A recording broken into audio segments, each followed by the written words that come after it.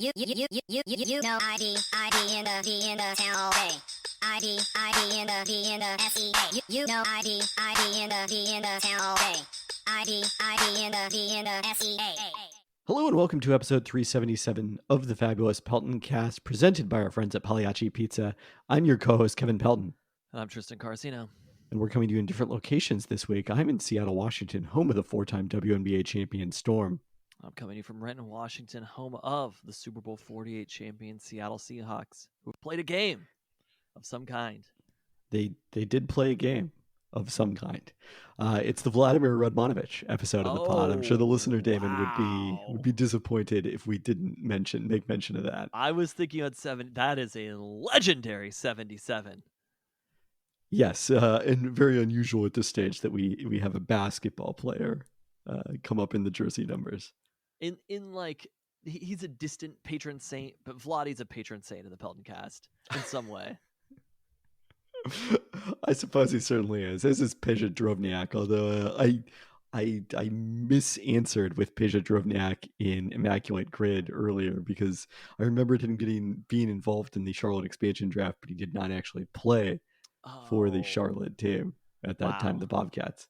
Yay, though I might have a Chris Wilcox bobblehead over my right shoulder, Vladdy Radmanovich still has a special place in our hearts. Of course, Vladdy Radmanovich traded for Chris Wilcox to the LA Clippers once upon a time. That's why I brought him up. Yes. But the listener may not remember that necessarily. If you're listening to this podcast, I feel like that information is common knowledge. Probably. All right. The relative merits of Iowa State's education program might not be common knowledge to people hosting or not everybody listening to this podcast, but definitely not the host. Who Vladimir Radmanovich was traded for, that is common knowledge. Yes, that's probably the case. Our search for Seattle's best IPA takes us this week back to Tumwater, Washington. Wow. Did we previously do the other Tumwater location? I'm not sure if we did as part of this search, but I've never wanted to go to Tumwater twice before. With which I was not familiar. Triceratops Brewing in Tumwater. It sounds like the name of a beer.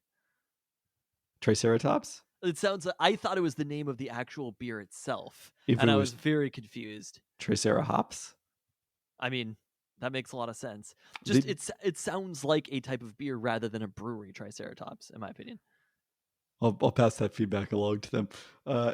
It is. I'm not saying this is not an insult. I know. I'm just noting that I read that and I assumed that it was a type of beer. Was the Triceratops liquid swords, if it was all one name rather than the brewery. Liquid swords here is merely the name. With the Wu-Tang reference, IPA. We launched our popular rotating IPA series back in 2016, and by drawing on the wide variety of expressive hop varieties available to brewers, we haven't made the same beer since. Hazy or bright, fruity or piney, no two chambers are alike, and they never last long. So, it appears this one, again, I did not realize this until looking at the website, is not technically qualified for Seattle's best IPA, as it is a rotating and not a full-time IPA from Triceratops. Do you know who founded Tumwater, Washington? I haven't the slightest clue who founded Tumwater, no.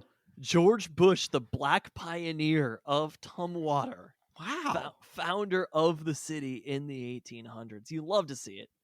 Absolutely. Well, as Tristan mentioned, the NFL preseason. We don't know the founder of Tumwater, Washington, but we definitely do know who Vladimir Radmanovich was traded for. That's a good point. Yes. That's the kind of information we know on this podcast. As Tristan mentioned, the NFL preseason is underway, so time to bring back Peltoncast Fantasy Football. If you're interested in participating again, please email us, peltoncast@gmail.com. And if you were part of the leagues last year, we'll be sending out a reminder email to everyone there so you can get back to us that way. But looking forward to it and need to figure out what projections I'm going to use because Kubiak is not on the market anymore. Wow. It's not available anywhere? Not that as far as I can tell. Are you kidding me? This is like one of the most successful fantasy football products. It is. This was like for that brief second when Red Zone wasn't on Comcast. I mean, maybe there has been an update since I last checked, but with the Aaron Schatz move away from footballoutsiders.com, the site that he founded, I have not seen Kubiak available for purchase. Still an almanac, but no Kubiak. Wow. So you've actually done quite well in Peltoncast fantasy football. You've never won, correct? But you've done quite well. I am I don't know if I'm quite the Buffalo Bills, but I guess I'm the pre-Kawhi Toronto Raptors. Very strong in the regular season, not so good in the playoffs. You've made the playoffs quite Or a the bit. Billy Bean Oakland A's. What is going to happen to you post Kubiak? There was a year where I put together my own projections previously, and I think Really? my performance was more or less the same. Okay, because I was going to say you're like Biff with the almanac with those Kubiak projections. Although it was 2020, so I had a lot more free time on my hands to come up with projections back then. You made your own projection? I did. How did you do that? I mean, I guess it makes sense if anybody was going to make their own projections. That is not something that I would be doing. Can you remind me, am I in the Champions League this year? I believe you are Okay. on your own merits. Oh, wow, even better. As opposed to I think last by year I virtue didn't of make me it make it. on my own merits. That is correct. You absolutely 100% did not make it on your own merits back then. Okay, but this year I actually earned it. I believe both of my teams make it again? I don't know. Maybe did I make it by default again? I don't think you made it by default. I have to now go reactivate the league on the air here. Wow. In the Champions League, Trader Mina finished in third place, lost in the semifinals. That's you. That is correct. In the Peltoncast, home of the Super Bowl 48 champions. Let's see here. I lost in the final and finished second. Nice. Okay. So you have 2 slots in the Champions League. Correct. So we Okay. will have to figure out who takes one of those 2 spots in the Champions League. And in the Peltoncast 4-time WNBA Champions Leagues, you, as Talkin' Taco Time, finished third. Okay. Well, I can tell you who not to invite with that extra slot that we have, which is Baby's Fantasy Genius, who I thought would love to do a fantasy mock draft. I pulled one up on Saturday. I was like, we're going to draft this player. We drafted, I don't even remember, like Jamar Chase or something. 2 picks in, he was like, this is fucking bullshit. That was his response about fantasy football Because he didn't get all the players he wanted. He wanted all the players. He just wanted to go through and draft whoever he wanted. And I was like, you have to compete with other people. You can't just pick the players. I was thinking about an alternative fantasy format, which if it's more like DFS, except like over the course of the season, you can pick each player one time. So you have to figure out when is going to be your Patrick Mahomes week, for example. So it's like an eliminator pool. Exactly, but with football. fantasy players. I feel like that would be an interesting way to do things. I mean, that probably exists somewhere, I would say. Probably. But Baby is Fantasy Genius is the exact opposite of me playing fantasy football, because when we were kids, I used to see those things where it'd have all of the best players and it would be like, here's how much you should pay for each player or whatever. And I was like, this is absurd. Why is there not a strict salary cap where the most valuable players are the players who aren't actually that good? It's just Rob Nen. This is, of course, a reference to the homebrew fantasy baseball league that we played with our best friend and our cousin back in the 1990s. I would literally look at it and I'd be like, it's so easy. All you do is pick the best players. That's the easiest thing you could possibly do. Why are you not having a midseason draft and fighting over Fernando Tatis Sr.? Hideki Irabu, I remember, as being quite a coveted player when he came in as a rookie. That was all. Was that also midseason? I think that was. Yeah, it turned out that we were ahead of the curve on, like, it's not exactly service time manipulation, but trying to take advantage of the cheap contracts part of players' career, as opposed to the stars in their prime career. All right, well, unfortunately this week, instead of toasts, we begin with some somber news as we're remembering former Seahawks running back Alex Collins, who died in a motorcycle accident on Sunday night at age 28 in his native Florida. Collins was drafted by the Seahawks in the 5th round of the 2016 draft and had 2 stints with the team After limited action as a rookie, he was released in 2017 and landed in Baltimore, where he emerged as a starter, ran for nearly 1,000 yards that season. Collins subsequently spent 2019 out of the NFL before returning with the Seahawks in 2020, playing 11 games in 2021 when he finished as the team's second leading rusher with 411 yards. That was his final NFL action. John Snyder had a statement as part of the team's announcement of this news. The Seahawks family, along with the 12s, are so saddened to hear of Alex's passing. Alex's infectious smile, classic river dance skills will forever be missed. Alex would light up a room and was beloved by our entire building. He enjoyed life and attacked it on the football field. On Tuesday, speaking to the media, Pete Carroll called it a heart-crushing loss, and we certainly heard from a number of players. I mean, that's besides Collins' age, what made this particularly touching was the fact that he had played with so many current members of the Seahawks just 2 seasons ago, being part of the team. Yeah. And obviously, I mean, shocking news that we got. And I think the main thing that my takeaway from it was, I hope that this moment is a reminder of how we as fans are having these conversations about players and athletes and really just recognizing that these are human beings. Obviously, like the game is primarily played for entertainment purposes or whatever, but just thinking about some of the glib nature that fans can have in particular when they get heated with rivalries or whatever the competitive aspects of it. But most importantly, at its core, like these athletes who are playing the game, they're human beings with families and lives. And I think the number one thing to think about is them as people. And this moment is definitely a reminder of that it's about more than just football or sports in general. It's about a community and people who are impacting lives and who have impacted other people's lives throughout the sport. Absolutely. I mean, it shouldn't take a moment like this to remind us of that, but it certainly is an opportunity to acknowledge that and be thoughtful about it in terms of how we talk about and think about players and the athletes that we watch and cover. For the reasons that I kind of just went into, it didn't get as much attention, but another former Seahawk passed away in the past week. Wide receiver Sean Dawkins died last week at age 52 after suffering cardiac arrest. Dawkins spent 2 seasons with the Seahawks as part of his 9-year NFL career, recording career highs of 992 yards, 7 touchdowns in 1999 as part of that Seahawks team that broke an 11-year playoff drought. I feel like Sean Dawkins, to me, he was kind of the start of.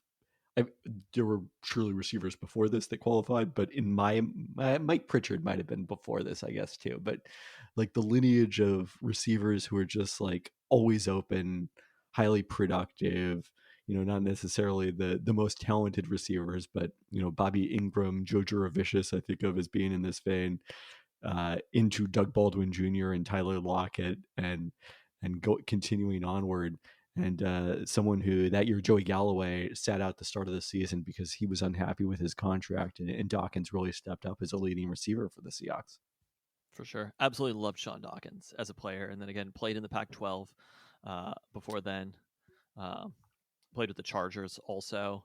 Somebody who throughout West Coast football was awesome, and who, I mean, for me, that was probably up there with one of the first or second seasons that I was really paying attention to the Seahawks. And he was one of those players who, like you mentioned, you were always seeing open and instantly started to like. Sean Dawkins did not play for the Chargers, but Play for the Chargers? He did not. You mentioned the Colts, the Saints for one season, and the Jaguars for his final season in 2001. You mentioned the Pac-12. I mean, he was kind of a key figure for a period of time. He was part of the Cal team. I saw this.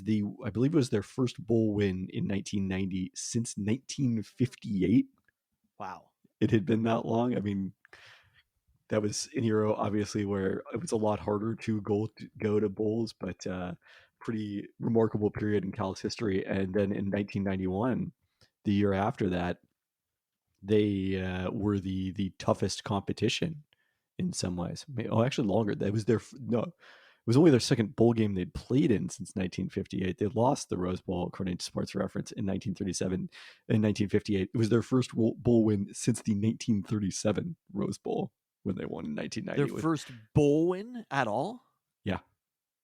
Wow. Yeah. That's incredible.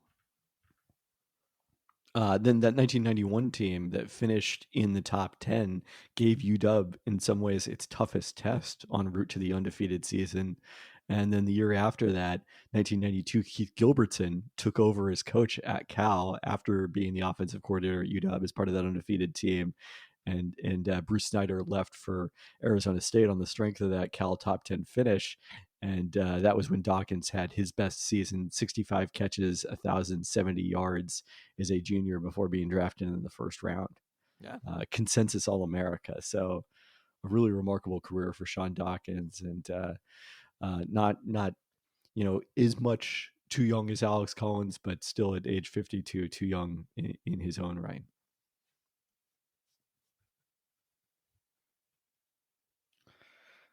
All right, with that, we move forward into the Mariners and your favorite segment. Don't burn yourself. We got Mariners hot takes coming at ya. I didn't write this down, so I'm doing this off the dome. It's too hot to write things down in Seattle. But last week, I dubbed the Seattle Mariners team the Don't Look Now Seattle Mariners. And it was shocking how prescient I was about the Don't Look Now Seattle Mariners of 2023, because this last week, Don't Look Now meant everything. It meant, don't look now, George Kirby threw a complete game shutout and the Mariners lost. It meant, don't look now, Dominic Canzone just tied the game up after Cedric Mullins robbed Ty France. But it also meant, don't look now, Cedric Mullins just ended the game. It meant, don't look now, the Mariners came back in Kansas City from a huge deficit. And it meant, don't look now, somehow they blew the game again. Even earlier today, don't look now, I wasn't looking at all. I left, assuming this game was done, which the Don't Look Now Mariners joke was on me. Because with 2 outs in the bottom of the 9th, I was not looking. Somehow the game ended up tied, and I get a notification that don't look now, the Mariners have won in extra innings. This team, while not necessarily winning the amount of games we wanted them to, you cannot deny that this last week has been fun baseball. Across the board, don't look now, because some crazy shit is coming. It's been must-watch baseball, certainly. Yeah, you look back at their, starting with that Saturday game against Baltimore, a 1-run loss in the 10th, a 2-run loss in the 10th, a 1-run loss in the bottom of the 9th on a walk-off, and then a win in the 10th. So it has been nothing if not dramatic, and the Mariners bullpen has played a key role in that. And I naively said on last week's podcast that the Mariners sweeping the Angels, winning a series of close games in Anaheim, was going to take the pressure off the bullpen for when they inevitably suffered a loss following the Paul Sewald trade. And don't look now, I spoke way too soon There on we that go. one. Because the great Mariners bullpen angst of 2023 is now upon us, understandably after not that the bullpen necessarily was a big factor in the 1-0 loss on Saturday night. You're inheriting Andres Munoz in that case was inheriting a runner on second and allowing them to score. It was more about the offense. But then you have the 2-run homer by Mullins, as you mentioned, in the 10th. After Munoz had already given up a run in the 9th to fall behind in that one. Trent Thornton comes on to pitch the 10th that gives up the 2-run homer. Matt Brash comes on for the save on Monday in Kansas City with the lead and surrenders 2 runs and a walk-off. And then Tuesday night, as you mentioned, Andres Munoz allows 3 runs in the bottom of the 9th as the Royals tie that one before the Mariners came back to win. It was one of those things where like you would be tempted to have a hot take about the Mariners bullpen and because of the Sewald trade. But on the other side, to get them in the position to be losing those games, You have Josh Rojas with the clutch hit to tie the game in the first game against Kansas series, and an absolute gem. This to me was the highlight of the season so far. Dominic Canzone with that dinger, 2 outs, and the bat flip. That play was incredible. That wasn't even the Dom Canzone highlight of the weekend. The highlight of the weekend was Dom Canzone making the Italian gesture after getting a hit. This was the most Italian moment for the Mariners since John Marzano and Paul Sorrento were on the team together. Right now, there are 2 Italians. If they bring back Matt John Festa, Marzano in the brawl with Paul O'Neill, is that the most Italian Mariners moment specifically? if Paul Sorrento was on the field at the time. All right, But well, let me dig into the box scores for that Dom one. Canzone with the hand motion. Canzone, Dominic Thank you. Canzone with the hand motion, and then the dinger to tie it up. I mean, it was an incredible Dominic Canzone weekend. We haven't quite gotten the great Haggerty moment just yet. It feels like he's right there, but also the walk in, I don't know, I can't remember what, I think that was the 9th on Monday night. It was eked out a 3-2 walk after going behind 0-2 in the count. It was very impressive. There we go. That's our great Haggerty moment. It was funny because immediately I couldn't do this Italian on Italian crime when Canzone dropped the ball that turned into an inside the park home run for Bobby Witt, which, by the way, errors just do not exist in the major leagues anymore. It's like maybe they should just get rid of the concept of errors, which I think I'm fine with overall. But like, if you're gonna have such strict rules for what an error should be, just get rid of it completely. The moment that happened, I was like, Haggerty catches that ball. Same thing. I wasn't watching this play either, right? The walk-off squeeze that happened. Dylan Moore is playing first base, right? And he doesn't field the ball cleanly. Correct. Haggerty fields that ball cleanly. Haggerty did not play first base in that situation because it would have required the Mariners giving up the DH. He had come on that's for why the DH. He didn't go to first base. Yes. Okay, because I was going to say he's way more experienced than Dylan Moore at first base. Yes, he's got those 2 whole starts earlier this season. He's played it before, though. But yeah, I mean, that's why the squeeze was like particularly well timed in that situation. It was well executed anyway, but particularly against a guy who had, no experience playing first base. It was well done. All right, that play happened on August 28th, 1996, and Paul Sorrento was at first base. There we go. There we go. Okay, that's the most Italian moment in Mariners history. So far. I think number 2 was the combination Canzone. Were you watching? You were at Day in Day Out Festival when you hit that homer, right? No, I was at the Storm game and watching it on my phone, and so like I had really good reception when I was in my media seats, but at that point I was up in the stands for a little bit, and it was like super grainy on my phone, but I could just barely make out Cedric Mullins robbing the home. Who did he rob? Ty France. Yeah. But it was clear enough to see, like, the camera is zooming way up on the stands. Like, clearly that's a home run by Canzone. It was like having those plays back to back, which again, don't look now, Seattle Mariners. I can't even believe it. When Cedric Mullins goes up and robs Ty France, you're just like, the game's over. Like, that's it. Cedric Mullins did it. And then for Canzone to come back and hit that homer after that, it was one of those moments. They had one of these in, I want to say maybe it was Boston earlier in the year or Anaheim, where they had this huge moment. Like, oh God, what was that game? It was a Colton Wong homer, where Colton Wong hits his first homer of the season. You're so high, and then Munoz comes back and blows the save, and you're just like, for real? How, like, the Mariners are the number 1 proof that, I don't know if anybody ever argues about momentum in baseball all that much, but like, this team is the most momentumless baseball team. They get these great moments, and then just like literally the next inning, Cedric Mullins hits a homer, and you're just like, all right, well, that was fun for a second. Yeah. Can we have a good fucking moment? I mean, the 7-game winning streak was a pretty good moment. I mean, the Mariners were tied for the 3rd wild card, and then all of this crazy stuff happens, and immediately they're 2 games out. It was a moment for a second where you're like, wow, they're actually going to do this. In my head, I'm considering buying playoff tickets. I went way too far. Because again, so you're the problem. at the end of the 7-game win streak, you probably shouldn't check the wild card standings at that point. But I was just like, what's it going to be like? I was thinking about how annoyed I was with John Stanton. I was like, this team's going to fucking make the playoffs. After all of this, they're going to have done everything wrong the entire offseason, personnel-wise, and they're still going to make the playoffs. I can't let this team be rewarded for that.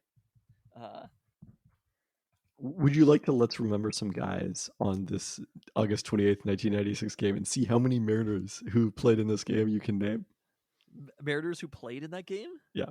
Well, I mean, Buhner, There's a Griffey. few easy ones, yes, obviously. Was it Eric Coleman? I don't know who Eric Coleman is. Are you thinking of Wait, Vince Coleman? Vince Coleman. Sorry. I'm thinking of two different. Eric Anthony and Vince Coleman. Well, neither of them were on the 1996 team. Eric Anthony was in 94 and Vince Coleman was in 95. So no. You got, who did you get? Buhner and Griffey. Okay. You're missing at least two other free spaces, maybe three others. Sorrento. Yeah, I'm already Cora, counting him. A-Rod. Yes. Flowers. Marzano. Flowers was Edgar. not on the 96 team. Russell Davis. Edgar was, Russell Davis did not have the night off, did not appear in the Doug game. Strange. Doug Strange was at third. There we go. So I'm just missing left field, right? Among the starting lineup, yes. Alex Diaz. No. Was hard hitting Mark Whitten on that team? Or did Mark Whitten was acquired around the trade deadline or maybe in early Was he August in that year. game? Yes, he started in left field. So you've I got I got the whole defense. You got the entire starting nine. Now Marzano obviously was kicked out of the game as part of that brawl. I guess So, Dan Wilson came in. Dan for Wilson. Him. Yeah. There was one other hitter who we would be here all night and you would never get it. Oh, the Greg Perkle. No, Andy Sheets came in to pinch run for Cora and play second base. Who started the game? The starting pitcher that year played only for the Mariners in 1996, was acquired via midseason trade. Oh God, it was. They got Andy two. Benez? No, they got who's 95. They got two lefties that year in midseason trade. One of them was Jamie Moyer. It and was. the other Oh my was, God, the other guy from. I want to say he came over from Boston or Toronto. No. Don't think oh so. my God, why can't I remember this dude's name? Wow, he pitched for a lot of teams, more teams than I realized. Oh. He came over from the team that he most famously pitched for and was an all-star for in 1993 when that team had its best year in many I'm years. blanking on who that pitcher was. Terry Mulholland went 7 innings. That was not the one that I was thinking of. Terry Mulholland. Wow. And the long relievers in that one, in what was a 10-2 Mariners win, Tim Davis and Greg McCarthy. Yeah, Tim Davis, I think I do not remember. Greg McCarthy is like a just barely remember, but Tim Davis is gone. Tim Davis was like a super skinny left-handed pitcher who I think started at some point. Yeah. He did start 6 games for the Mariners, including 5 in 95, but worked exclusively out of the pen in 96. So there you go. It was the next year that we made the trade for Mike Timlin, where we made the Jose Cruz trade. It was 97, Correct. right? Yeah. Okay. Was Jose Mesa also acquired that? That trade deadline? Yeah. Or was he on the roster? I mean, so at this point, no, because it was Slocum, Timlin, and Spoljaric were the 3 players. Mesa came along later. So Darren Bragg would have still been on the roster and Veritek in 96, right? I think Veritek was in the minors in 96. Yeah. And probably so was Darren Bragg at that point. No, Darren Bragg had already been traded. He got traded from Moyer. Oh, so Veritek was a different trade. He got traded for Heathcliff Slocum. And along with Derek Lowe. Oh, Derek Lowe was part of that trade also. Yeah, which really, really an awful trade. If we ever look back on, my hope is that someday we'll look back on the Seawald trade like the Heathcliff Slocum trade. So the Mariners traded for Jamie Moyer from Boston, though. Yes, but Okay, earlier so in the year. They won one of those trades and lost one of those trades. Yes, they got him in 96. Those trades were in 97, as you said. All right, I did want to dig deeper on the bullpen a little bit. The Mariners are third in reliever WAR over the course of the season per Fangraphs, for per Fangraphs. Entering Tuesday night's game, they were 5th in reliever WAR in the month of August. So even with the recent breakdowns prior to Tuesday night again, still the relievers overall have been quite outstanding without Seawald.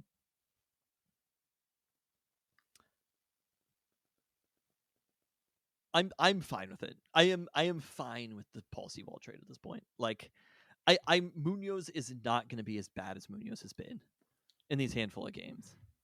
Yes, I mean, I think they could definitely use another arm down there, but you kind of go through it WAR wise. Like, first off, Taylor Saucedo has a remarkably strong WAR for some reason. And we've talked about this with relievers. It's just like kind of with starters for the Mariners this year too.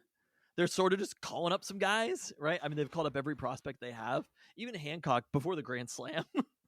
He looked great before the Grand Slam. But still, like, it seems like I have faith that Emerson Hancock will be a solid starting pitcher and will be a solid starting pitcher for the rest of the season. Brian Wu has been. Bryce Miller has been. Most of the bullpen has been. I don't know about it was Trent Thornton. Yes, You get a little bit deep there. When he's pitching the 10th, that's the spot where you need one more reliever, I think. But the other piece was this wasn't a Paul Sewald trade issue. This was an off-season issue. And that's what I was thinking about during this game because J.P. Crawford gets injured, goes on the injured list for 7 days with a concussion. And all of a sudden, the roster looks pretty thin, especially hitting-wise. Even though the Mariners have scored runs in Kansas City, unfortunately, it's been Teoscar and Ty France starting to hit again. Yep. But you look at it and you're like, I mean, in the game where they went down against Kansas City, they ended up coming back. In my head, though, I'm just like, who is going to bring this team back here? Much as we love Canzone, as we talked about a moment ago, him hitting cleanup is not a great scenario. And that's the thing is the depth that they have hitting wise, in the same way that they're able to tap into all of these pitchers for the minors. There's really not a lot out there. I have no faith in Mike Ford whatsoever, right? And I'm just like, this is who we have to pinch hit right now. So the issue is that there aren't enough hitters within the organization more than it was the Paul Sewald trade because they needed to trade Paul Sewald because ultimately the pitching was way stronger than the hitting was. Paul Sewald, he was a free agent after the year, right? No, he had 1 year left after this. He had 1 year left. Even still, I don't know about that one. But still, bringing in two players who currently are starting for the team, they are going to be on the field way more than Paul Sewald is going to be on the field, right? So if you're talking about one pitcher who's pitching an inning maybe 4 out of 7 games throughout the week, whereas Canzone and Josh Rojas have been in the starting lineup, one of them basically every single game since they've been traded for. So the issue is a team-wide organizational hitting depth issue more than it is a Paul Sewald for these two players issue. That's probably true, yes. And that's why in the offseason, even if we're talking about maybe it wasn't necessarily going out and signing the player for $30 million a year or something, bringing in players who are in that $5 to $10 million range, which I do believe John Stanton, even in his unwillingness to spend, there is still a little bit more money there that they could have gone out and found players. Man, I just looked at Mitch Haniger's OBP. It's not good. It's just everybody. Not good. I mean, nobody's like there just aren't good OBPs throughout the league, so it's almost hard to be like our standard for it is different. But kind of any hitter who's been involved in the Mariners this year or last year, it's not like you're like you look at it and you're like, well, Winker's great now, or Adam Frazier is great now. It's kind of just a lot of bad players being shuffled around, which look, maybe that's true of almost every major league roster. And the reality is there just aren't that many good hitters at the moment in major leagues or with the shift plus the skill at pitching, like it's just really hard to hit. But that means that's why you should be paying such a premium for those hitters. If the conversation is we're trying to understand why these hitters are getting paid so much money, a hitter who is above average, even if they're having a down season, is so much more valuable. The Rangers went out and signed those players, and all of a sudden, they're going to win the AL West this year. Yes, even though it did not pay off for them immediately, it does seem to be working out now. So I don't. I still think it makes sense, even though most of the big free agent signings this offseason haven't been good. I still think it makes sense to go out and get players like that who, over a long period of time, you can count on. Whereas otherwise, you're talking about trading your closer for Josh Rojas and Dominic Canzone. Yes. It's not a great proposition. So I don't. It's an everything that the Mariners do is an organizational failure, aside from this small handful of things that they've done correctly. But like this is another one. I was also thinking about just how radically different the team, like these conversations we're having when I said that the Mariners had no holes on the roster at the beginning of the year, and just how many different players are playing on a day-to-day basis that I'd never heard of. Yeah.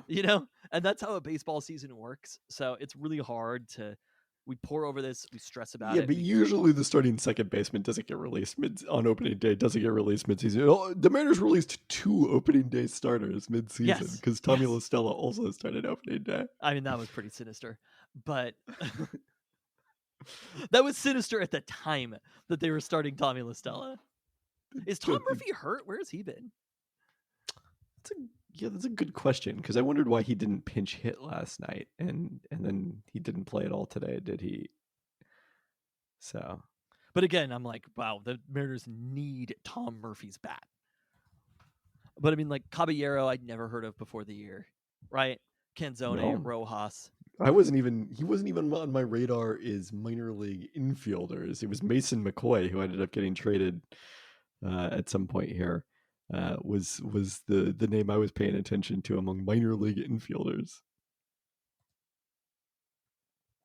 So, you also wanted to talk about John Stanton's Shohei Ohtani quote. So, GeekWire last week held a rooftop barbecue and Mariners Day, I believe was the term for this. That John Stanton, the Mariners CEO and principal owner, was the featured speaker at, and he was asked by Taylor Soper of GeekWire, who we occasionally tailgate with, are you more intrigued by building up? Yeah. Okay, cool. Yeah. It's part of our group. Are you more intrigued by building up from within, creating a champion from pieces of your system, or are you more intrigued by signing a free agent? Maybe one who is becoming a free agent soon by the name of Shohei Ohtani. And Stanton's answer was, we focus on developing great players. We believe that the best player for us over time is going to be a young player that we're able to have all the way through our system and develop. We will look at free agents every offseason to fill needs.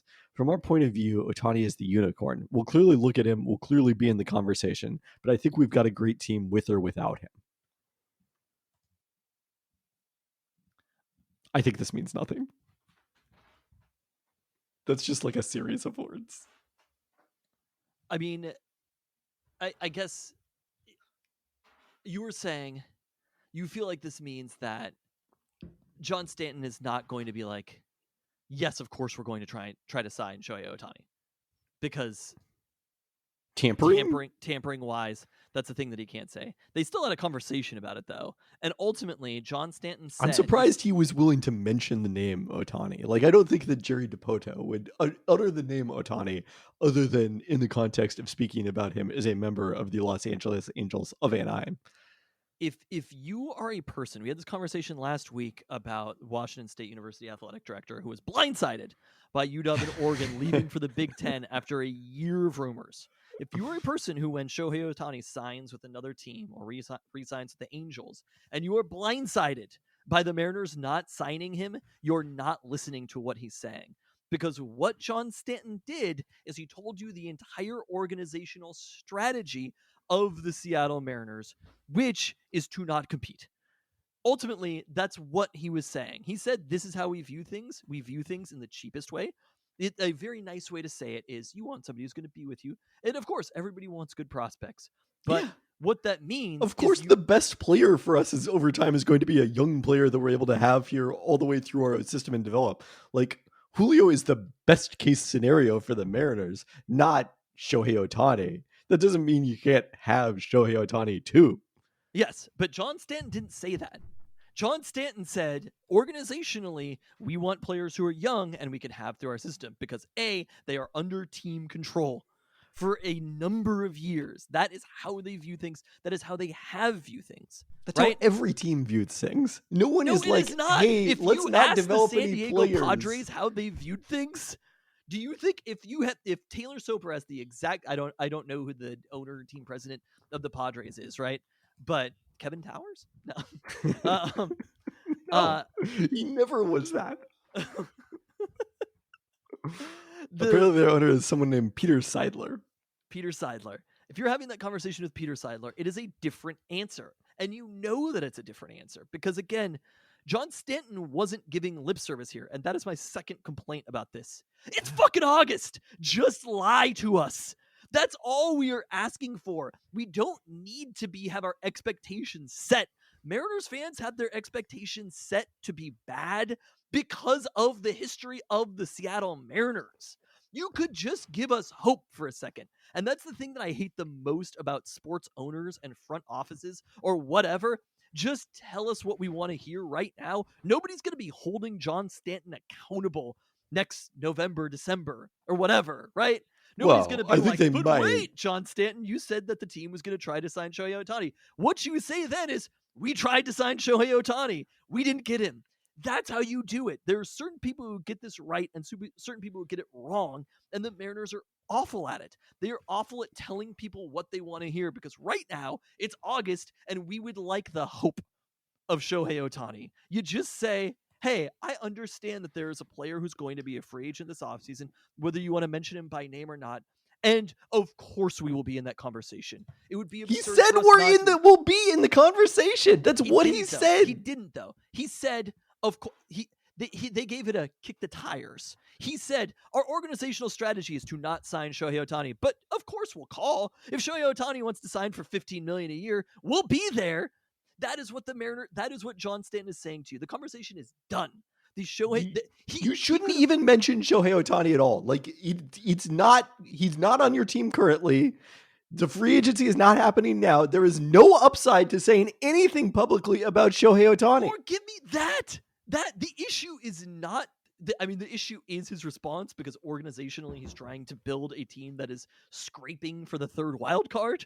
Like that is what John Stanton is trying to create. We've been over this. Julio Rodriguez is 23. This is not the George Kirby is whatever age George Kirby is. This is not the Mariners' peak. They're going to have to spend money at some point, and you understand that. I anticipate that they will spend money at some point. If they don't, I will be very unhappy. But they're going to have to spend money at some point. Obviously, these players are going to be really expensive. Julio, they have locked up, but like all these young players at some point are. Well, that's why they're going to trade some of these pitchers. Like that's why there were Logan Gilbert trade rumors leading up to the deadline. I think that was premature, but I don't think that was like wrong long term. Also, just like you can't have as many pitchers as they have at some point. But if you're John Stanton, just no comment. Literally, that's it. He just has to go so far out of his way to be like, you're a small market. The fans aren't doing enough. Fuck you. This is what you get. That's what that statement was. Literally, no didn't comment. Hear any and of those it things is not in there. news. It is not news. That is all that you have to do. Organizationally, why do the Mariners feel like it's important to put us down and to set the expectations low? Just be like there are teams, people do this in basketball all the time. Every good player that has ever been traded for, there are certain people who are like, yeah, we were in on that. Oh, we were just about to draft that player. Yeah, after it happens. Danny Ainge isn't like, yeah, we're going to trade for Anthony Davis. He doesn't go to the media and be like, hold a Q&A with fans and be like, yeah, we want to get Anthony Davis because, we're going to give up everything we can to get him. But going in, that Danny Ainge is trying because he told you he's trying. Was he not trying? John Stanton is just like, yeah, sure, I guess. Like, if we'll call. If for some reason every other team doesn't want to pay Shohei, we'll be there. That's what he gave us. Chris Flexen was another key opening day, not an opening day starter, but member of the starting rotation who got basically given away midseason. Whatever your Chris percentage Flexen was it was a rough year. that was a reasonable one for the Mariners. I can't blame them on that one. Whatever your percentage odds are of the Mariners signing Shohei Ohtani, they should change 0% based on John Stanton's comments. They did, because they went from 0 to still 0. All They right. couldn't go down. One last bit of Mariners news: Marco Gonzalez will have a cleanup procedure on his left elbow to relieve pressure on the nerve that's been the source of his arm pain. Gonzalez was diagnosed with a rare condition called anterior interosseous nerve syndrome. The surgery will end Gonzalez's season, but should allow him to throw normally during the offseason heading into spring training. Do you think this is the most we've talked about the Mariners? Just like actually having a conversation about them has to be up there. It's up there, yeah. What if this again? I ran wild in my head on, I think, Saturday. I mean, Kirby was dealing, right? I mean, Kirby had probably the best game a Mariner pitcher has had all year, and in my head, I'm like, I mean, we need to note at some point that Felix Hernandez was being inducted into the Mariners Hall of Fame that night, and it just like the jokes wrote themselves. I know. I didn't even want to mention it because of how obvious it is. But so George Kirby's throwing this gem of a game, right? And in my head, I'm like, we need to do an emergency pod when the Mariners sweep the Orioles.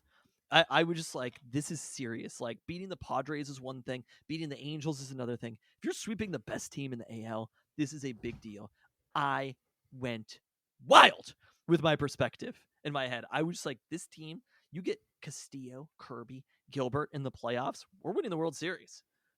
Again, this wasn't even hot takes going through my head. I actually thought this information.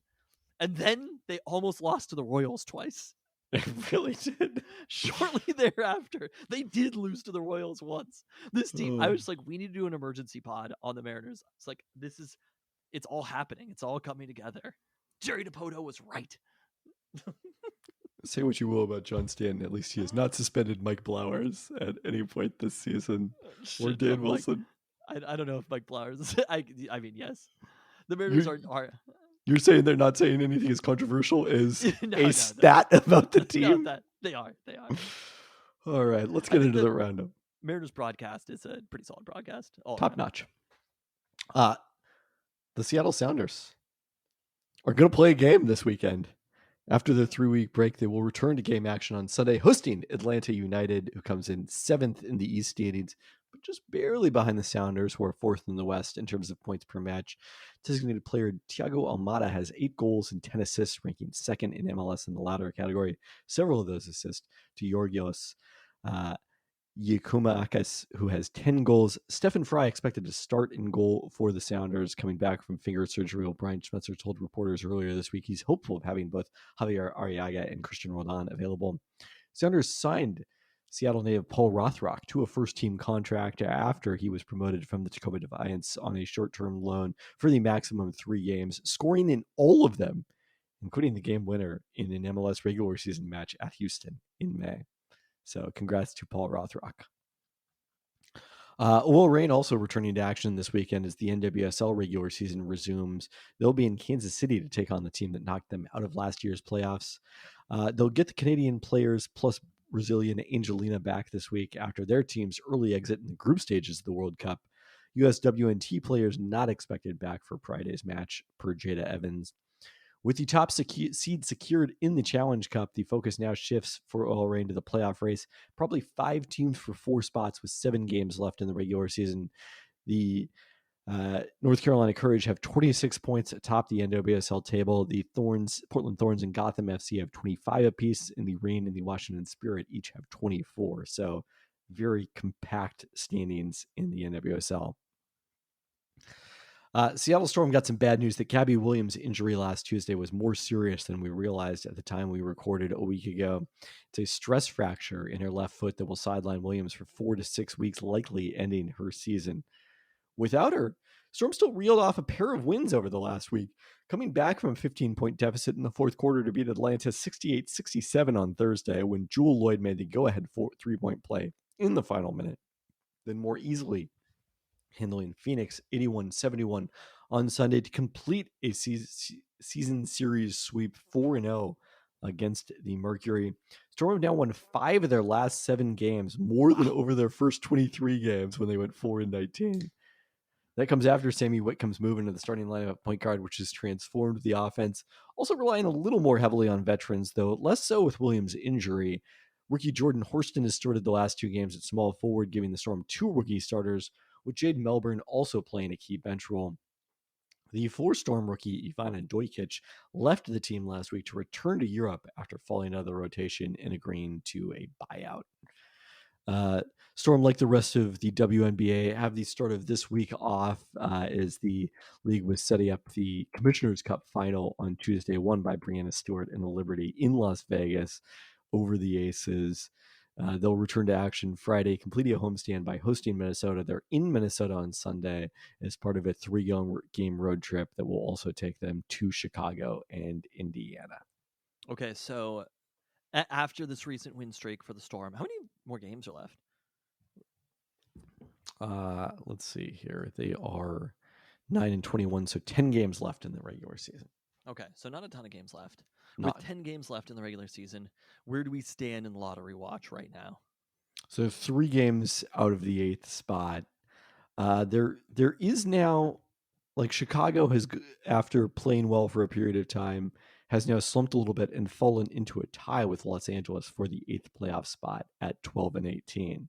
So again, we're rooting for Chicago to be in the lottery, which would all but assure the Storm having the 3rd best odds going into the lottery. And the 3rd assuming best they odds miss the playoffs. puts them at about 25%. To get number 1, not quite that high. Okay. I need to memorize these odds clearly.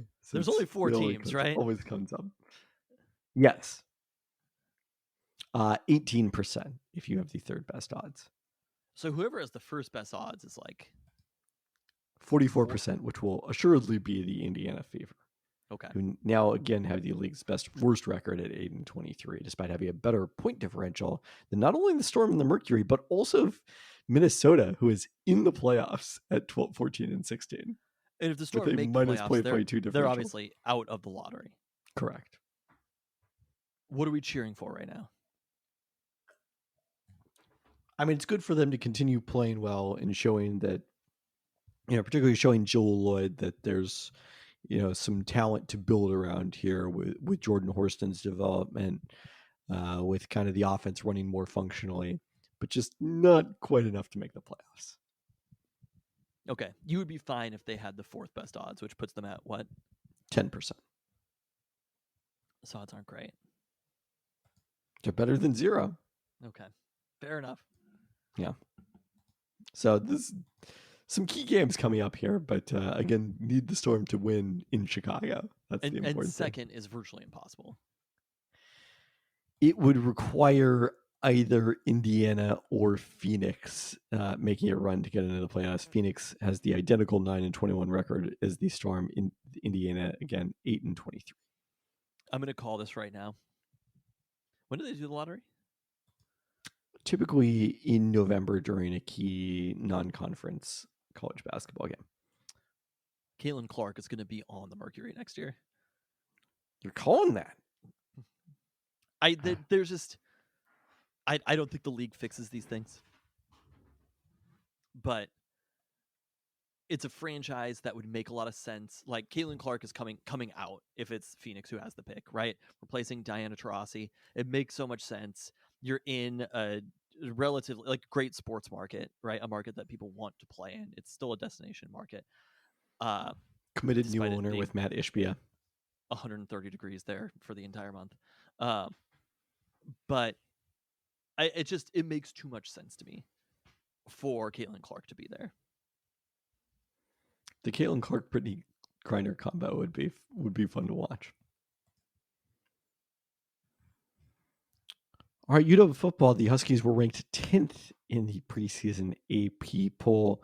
Local AP writer Tim Booth noted that of the 13 previous times UW has started the season in the top 10, they finished there just 3 times. Those coming in 1960, 1982, and 1991. It's a death blow. Being in the top 10. Expectations have not been good to the University of Washington. I believe I structured an entire bold prediction around this way back when in December. Wanted to provide some context based on the history of the AP poll, which dates back to 1936 in its Okay. continuous form. All of that available on sportsreference.com. Historically, 54% of teams that start in the top 10 finish there. Okay. Among teams who have made the preseason top 10 at least 10 times, only Arkansas at 18% has finished in the top 10 less often than UW. Texas A&M at 27% is the third team under 30%. Wow. So you're telling me that UW, relative to high expectations, Yes. UW is the worst at meeting those expectations of any program in the country. That is correct. Wow. I mean, we feel it, right? When you Second saw worst. that top 10. Arkansas. Who was worse? Oh, Arkansas was worse. is the worst. When you saw that, like you saw that top 10, I was like, we're going to finish like number 19 or something. I feel like my expectations for this season are both grandiose and the most in check they could possibly be. Because, again, similar to being a Mariners fan, I have history of being a University of Washington football fan and know what it's like having expectations going into a year. We had Jake Logger. I was talking to Jan about it. She was like, wow, ranked top 10, they'll have to be good. Isn't Penix coming back for his senior year? And I was like, Jan, you don't understand. I don't know if it's quite the same as Penix. Even Cody Pickett, I don't know if it's quite the same. I understand. Look, Michael Penix is probably going to be great. But just, deep down, somewhere deep down, you're like, the defense is going to be bad. Michael Penix, God forbid, will get injured. People will have figured out the offense this year. Or he'll just be bad for some reason. Like, somewhere deep down, you're just like, this team is not going to be as good as these preseason expectations because we have seen it. And until they meet the expectations, I will not believe it. I haven't even told you the second part of the stat. Oh, God. So the 13 times that UW has previously been ranked in the top 10 in the AP poll preseason, 6 times they have finished unranked. So twice as often as they have actually finished the season in the top 10. That's happened just 18% of the time for all teams historically. At 46%, UW has the single highest rate of finishing unranked among teams in the preseason top 10 at least 10 times, just ahead of, once again, Arkansas at 5 of 11 years. Just 5 total schools have gone from top 10 to unranked more than 1/3 of the time in at least 10 of their opportunities. I can't believe it. It's great when the stats confirm something you feel deeply in your soul. Now, part of the issue is that naturally not all top 10 spots are created equal. Teams like the Huskies, ranked precisely 10th, are much more likely to finish unranked historically. That happens 41% of the time, than finish in the top 10, which happens just 25% of the time. And those top 10 preseasons, they've probably been closer to 10 than 1. Yes, they've never been 1. They've been 2 a couple of times. I didn't go through the whole list because it wasn't quite as like at the bottom of the top 10 as I expected. There's like a lot of 6s and 7s in there. So, and somehow the 1992, one of the years that they finished outside the top 10 was when they were preseason number 2. Yeah. Coming off the shared national championship. Where did they finish in the end of the 92 season? 11th. 11th, okay. No, I mean, they weren't unranked. They still went to the Rose Bowl. They were undefeated until the Billy Joe Hobart suspension. Oh, and then things fell apart. Yeah. Lost to Arizona, and then in the Apple Cup to Washington State in the snow. And then, two games they may not have to play anymore in the snow in Washington State or at Arizona. I like in the snow against Washington State as if that's something that won't be happening to UW anymore. They'll never play in the snow in the Big Ten. Well, yes, that part of it, yes. And then they lost to their conference rival Michigan in the Rose Bowl that year. Oh man. We're also looking at that top 10. Right, finishing preseason top 10 feels really good. You're like, that would be near the top of the conference. And then looking at next year's Big Ten and seeing that UW would be 5th in the Big Ten, and it's just like it's not going to be easy. I mean, basically, be careful what you wish for. I think there were 2 ACC teams, and then it was all Big Ten and SEC for next year.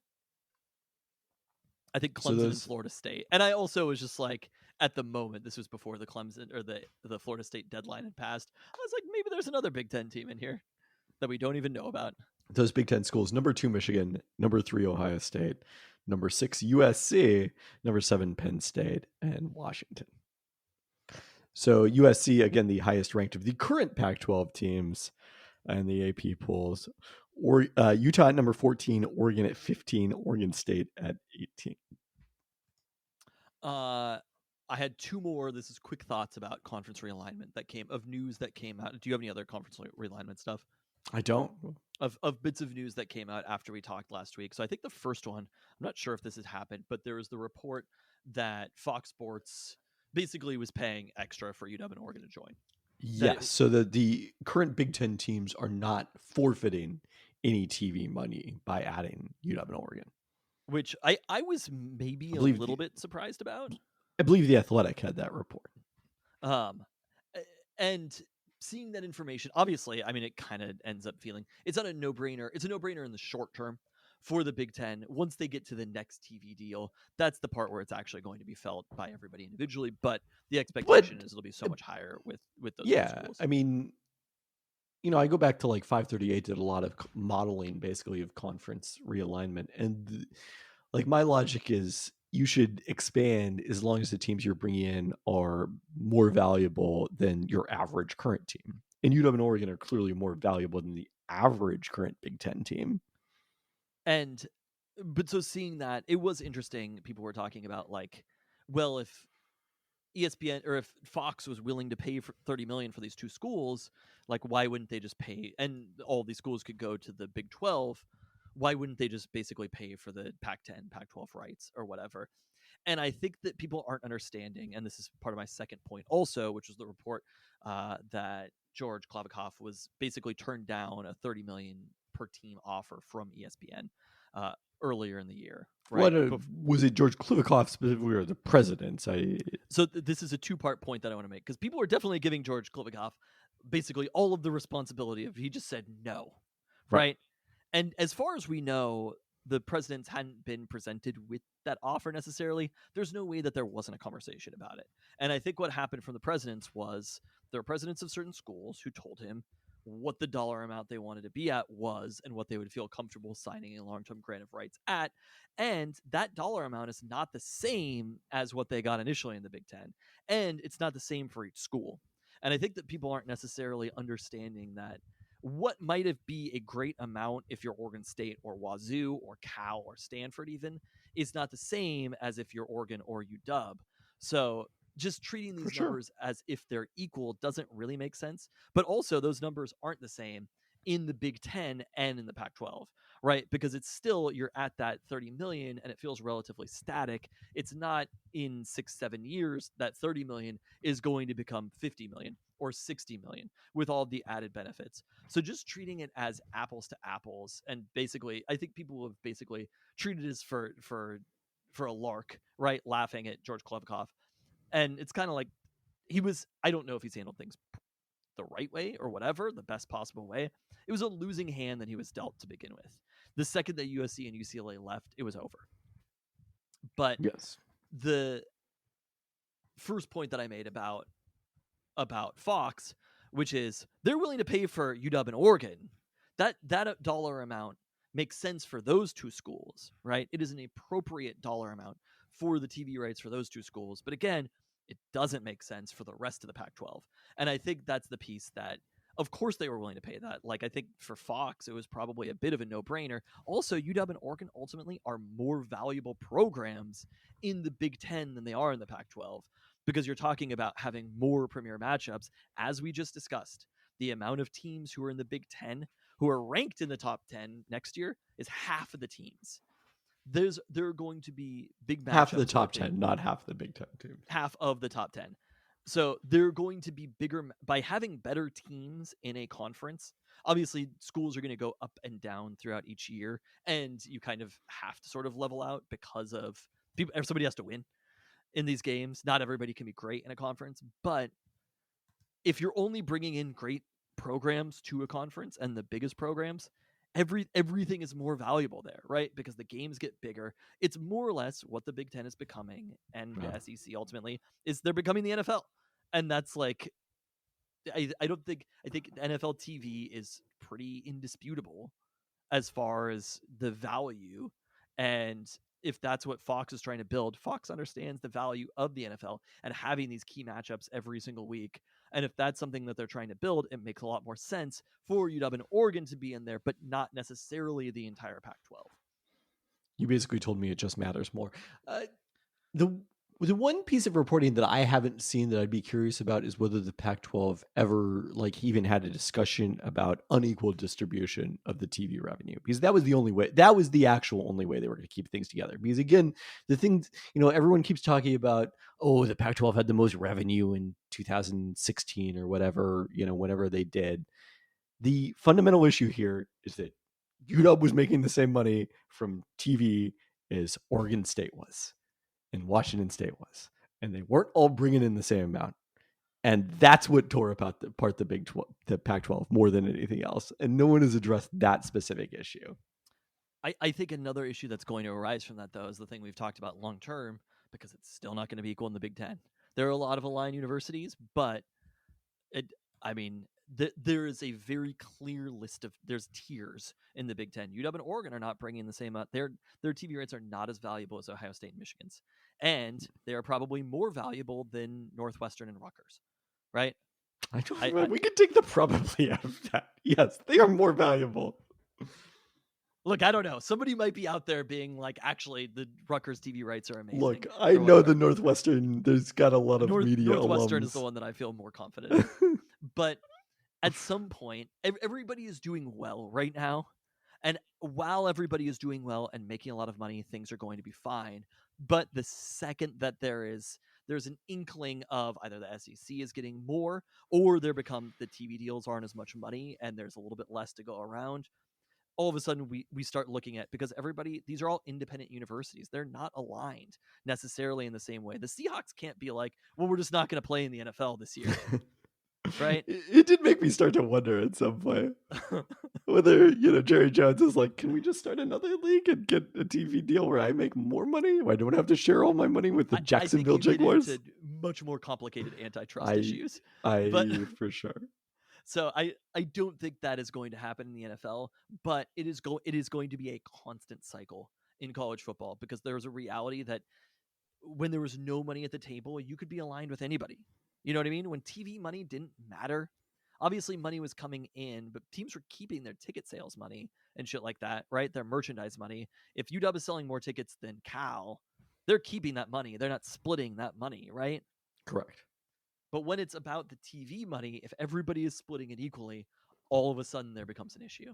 So those are just two things that people acted like, both the money that Fox was paying extra, and then also this offer from ESPN. It's like, I don't think that UW and Oregon would have taken that offer. If it was for the Pac-10, maybe with the option of expanding with 2 schools or something like that from ESPN, I don't think that $30 million is enough for those 2 schools. $31 million might be enough for Arizona, Arizona State, Colorado, and Utah. I think they would have taken it just out of status quo and inertia and history. Let me ask you that question then, because they didn't take it. So if they didn't take 25 million. No, and no linear TV. There was an offer from ESPN at 30 that was initially passed. So either George Klivikoff never brought this to the presidents. But that was in a world where they thought this is just the starting point and we're going to get more than that. They weren't confronted with the reality of Apple is the only bidder. And the decision they made was in the context of Apple is the only bidder, not in the context of... You're saying if they come back this August... I'm saying when that ESPN offer was made, they were like, the next offer could be anything. It could even be a boat. Exactly.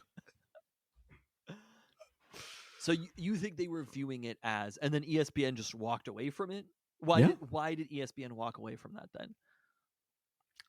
I mean, I can't speak to that decision, but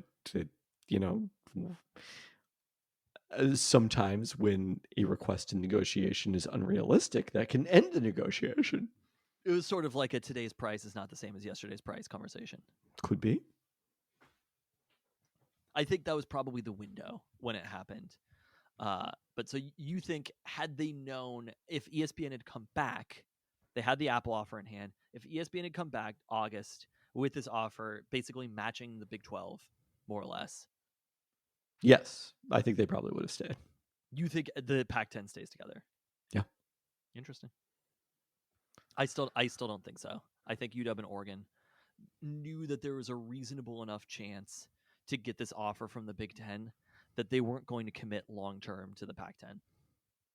And money wise, history, everything else wise, maybe it wasn't the right decision. Money wise, it was the right decision. Well, that's for sure. All right, well, let's talk about the team that does have a salary cap, the Seahawks, who beat the Vikings 24-13 in their preseason opener with you and Baby's Fantasy Genius in attendance. How long did you make it in this game? Halftime. It was really me who was trying to leave. Yeah. Just like... How did he enjoy it? He had a good time. Yeah. It was one of those things where it's like you're not loving it in the moment, but after you're like, yeah, that was fun. I had a great time. As has become typical since the pandemic canceled the 2020 preseason, we saw a few starters for the Seahawks, basically only the players in position battles. Evan Brown and Phil Haynes on the offensive line, Devin Bush at linebacker, who isn't yet in a position battle, but we'll see on that one, and Trey Brown and Michael Jackson at cornerback, as well as Boye Mafe, who is likely to start, although Darrell Taylor you'd probably consider the more established player at that outside linebacker spot. I think Kobe Bryant. I mean, Starter? I guess he's pretty clearly a backup. Yeah. You're saying of starters, yeah. I mean, Jackson Smith and Jigba, like, he's not in a position battle. We know what his role is. Yes, but he's not a starter. I mean, I guess it depends how you can categorize the third He's a wide receiver. starter. All right. Well, he's also a rookie. They were giving him some action at game speed. Yeah. I mean, look, Charles Cross started last year or played last year in the preseason. It's a little it's a little different when you're a rookie. So were you at the Storm game while this was happening? I was. Okay. How much So were you able to watch? I was streaming it. I saw bits and pieces. I also rewatched a little bit of it tonight before the pod, although I was much busier working on those AP stats. Oh God, the terrible AP stats, which confirmed our priors. Yeah. What I mean, for me, I had 3 players that stood out for me being at the game, and I'm curious. At the first half of the game, which at that point, by the time we got to the second half, I don't think I'm going to say 4. The once you get to the second half, like, we're getting pretty deep down on the depth chart as far as players that are going to be having an impact on the NFL or necessarily standing out. I mean, look, someone scored a touchdown in the second half who's part of this list, but yeah, I don't know that I have a lot of Bryant Kobach takes or Holton Ahlers. As we were walking out, I heard that the team scored a touchdown, and I looked at who scored, and I was like, that's a name. Bryant Kobach. Wayne Talapapa got a carry? That's cool. It was definitely cool seeing Wayne Talapapa. Yeah. All right, give me your 4 players. I mean, initially, very obviously, Kobe Bryant and Devin Bush on the defense. Devin Bush being one of the most experienced defensive players who was on the field. Yeah. So it would have been surprising if Devin Bush didn't stand out. But I do think, I don't know, it's a little tough to say because, again, the speed of the game, you could see defensive players who are moving at different speeds. I think especially live, this is easier to see. But you could see defensive players who are moving at different speeds than other players, which is both a combination of their athleticism, but also just their comfort and then their mentality. And I think that's one thing that the Seahawks love to see is that's why I think they fell in love with Jamal Adams, right? Jamal Adams is a player who moves when he's healthy at a different speed than everybody else in the field. We saw it initially. Devin Bush in this first preseason game definitely looked like that. Highest graded player per PFF, the play that stood out, and I did rewatch that earlier. The play where he covers Jordan Addison on a crossing route across the field and gets I think he got a PBU on that play. Nice. That wasn't the Jordan Addison catch that they didn't challenge for some reason. Not that Jordan Addison play. I mean, I I kind of get why they didn't challenge it because, like, let's just go home. But also, it was so clearly a catch. It didn't really make any sense to me, but whatever. This actually technically did not count. That was the Derek Hall roughing the passer, but Devin Ah. Bush was in coverage. Kobe Bryant also playing safety, right? I think Kobe Bryant, the hits that he had and the speed that he was playing at as well, Kobe Bryant immediately stood out just looking down and watching the game. It's interesting because on the one hand, playing safety doesn't necessarily move Kobe Bryant up the depth chart that much because you've got Julian Love there to fill in while Jamal Adams remains sidelined. But the ability for him to play now, he's shown the ability to play some outside corner. Obviously, that was his position in college. He's started all season at nickel, and now he's playing safety and showing the ability to hit there. Like, that's a lot of positional versatility, and that's a nice thing to have in the NFL for a long career. Totally. And I think the place that the Seahawks are deepest overall is the secondary. And Yeah, without question. I think there's only one other position you could even argue. defensive line, like edge rusher or No way. I mean, look, they've running got back. Where they've else? no. They've invested a lot in those positions. Wide receiver is the only other position you could argue, but that's only the top three. Yeah, I don't. It Well. gets pretty. Oh, you have a different list of Okay. 4 than I have. No, hold on. Okay. Zach Charbonnet. Maybe you have a different order. I mean, I'm doing it in order of when they stood out during I the see. game. Zach Charbonnet. I mean, you could feel Pete Carroll being in love with Zach Charbonnet during the game. The physicality that he plays, like the hits that he has as a running back. I've loved Zach Charbonnet forever, dating back to Michigan days or whatever. I've always loved this dude, and then seeing him there, both the impact that he had on some of those carries, I was just like, I mean, I will call it right now. I would be shocked if he is not running back 1 by week 8. So, we're gonna.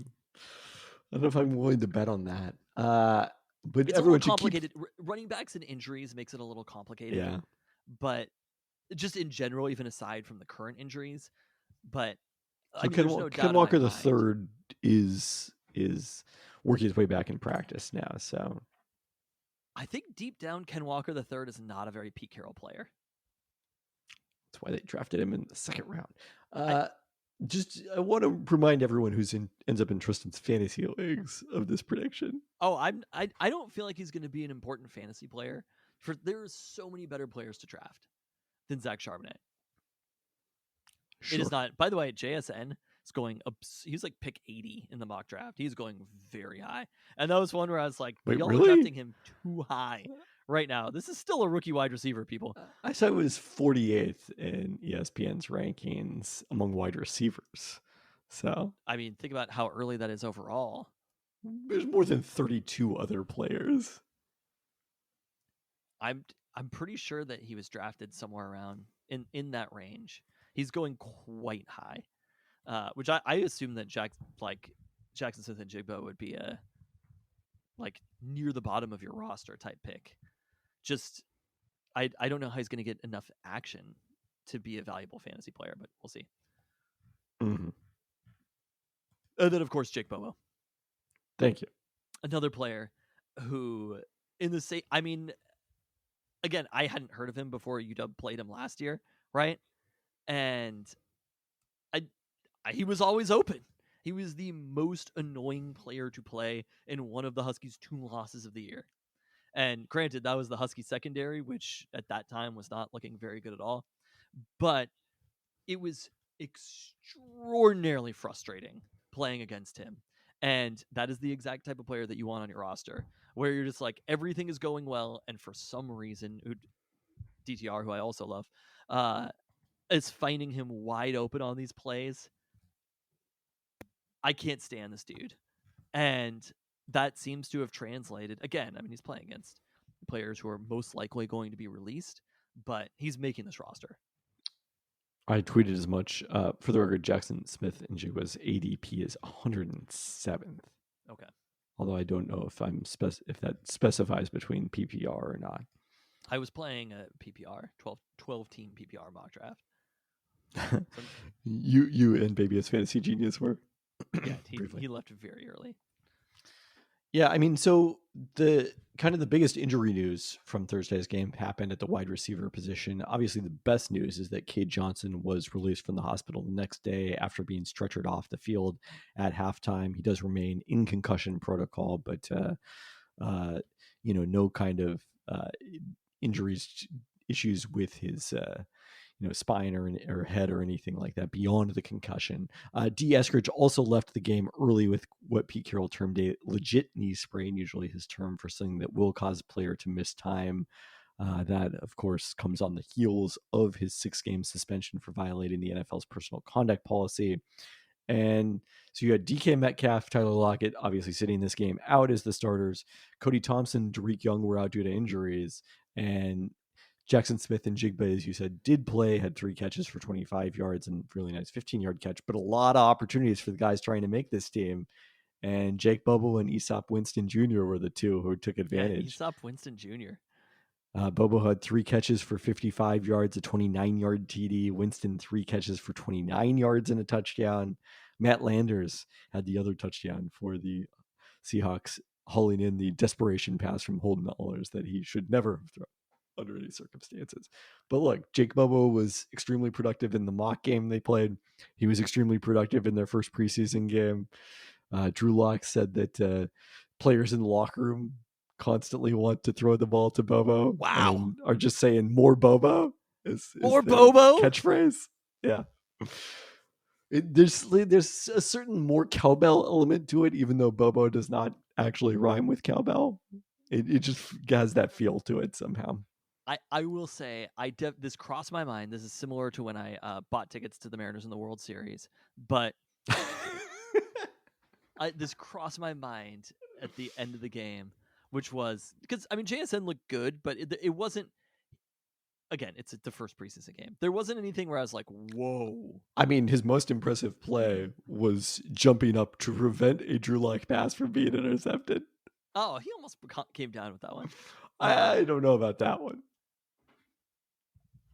After it, I was like, what if the possession receiver that the Seahawks got that's actually going to make an impact, that's going to be a big deal, was actually Jake Bobo? Let's all remain calm. I'm a huge Jake Bobo fan and all, but let's all remain calm. Jackson Smith and Jigba was the MVP of the Rose Bowl, right? Jake Bobo played well at the Rose Bowl. Jackson Smith and Jigba was the MVP of the Rose Bowl. Look, There's levels to again, this shit. It crossed my mind. Okay.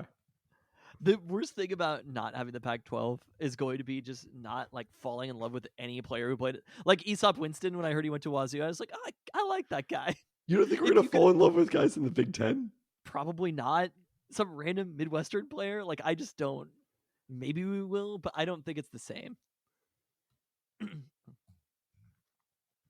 I don't think it'll be the same as being like, oh yeah, that's. Maybe yes, there will not be the UCLA, Oregon players. Right, there will not be the same like sense of pride about players. Yeah, they're one of ours. Big Ten is from the Pac-12. But yeah, I saw that Aesop Winston. It's one of those things where it's like, what a real rivalry is when you see a player in the NFL and you're like, yeah, that's one of our dudes. Aesop Winston went to Wazoo, and I was like, hell yeah. Sure. We're always going to claim Wazoo players, yeah. And same with Gardner Minshew. You see him on the sideline, you're like, oh yeah, let's go. You got to the players that I had highlighted as well. Good day for Boye Mafe. Drew Lock completed 70% of his passes for 8 yards per attempt, but did throw an interception in addition to the one that JSN saved. Also, just great to see Ben Burke-Hervin back on the field nearly 2 years after his ACL tear in the 2021 preseason. So, although frankly not great news for Ben Burke-Hervin's chances of making the roster when Jordan Brooks was activated off the PUP list on Tuesday, having passed his physical 8.5 months after tearing his ACL on New Year's Day. Brooks was asked by media about playing week 1 on Tuesday, said, the way I'm feeling now, I think I would. So really remarkable for someone, you were kind of penciling out until mid-season. So, Devin Witherspoon, Pete Carroll said, is still, quote, going to be a bit still with his hamstring injury. We'll see if he's back in time for the start of the regular season, but probably not for the preseason, it sounds like. Yeah, and that's a frustrating one. Obviously, would love to see him out there. Yeah, and he needs the reps. Well, and also, I mean, he's getting paid a lot. It's the part of the value that you have for a player like that is on this initial contract. So he's somebody who you kind of need when you're making that pick to contribute early on. Not necessarily the first few games of his rookie year, but he's somebody who, if Pete Carroll can't be trusted. I mean, the depth you mentioned at the secondary makes it a little less urgent. Do we anticipate anything different for the second preseason game? Do you think Geno Smith will see the field? Yeah, I mean, Pete Carroll did say that, the first game was really about the young players. So maybe, but, maybe a series. Like I said, since, the Seahawks didn't have preseason in 2020 and then started out with a dominant win in Atlanta, it feels like Pete's philosophy has definitely evolved on the importance of playing the starters during the preseason. Do you want to go to that game? Maybe you can have my tickets if you want them. All right, I can't go to another preseason game. I'm good. We'll talk about that one offline. One was enough. I was fine. I don't even think any of the children are excited about going. Oh, so, wow. Tough beat. I mean, I'm sure they would, but it was kind of just like, you should go. I don't want to talk about how bad it is. When you know how bad it is going. Oh, I know precisely how bad it is. Seahawks host the Cowboys in the preseason, their home preseason finale. You know exactly how bad it is going to a Seahawks game in general, but a preseason game in particular. But you should definitely take my tickets. Well, great. On that note, thanks for listening. Remember, sign up for Peltoncast Fantasy Football, peltoncast@gmail.com. Thanks for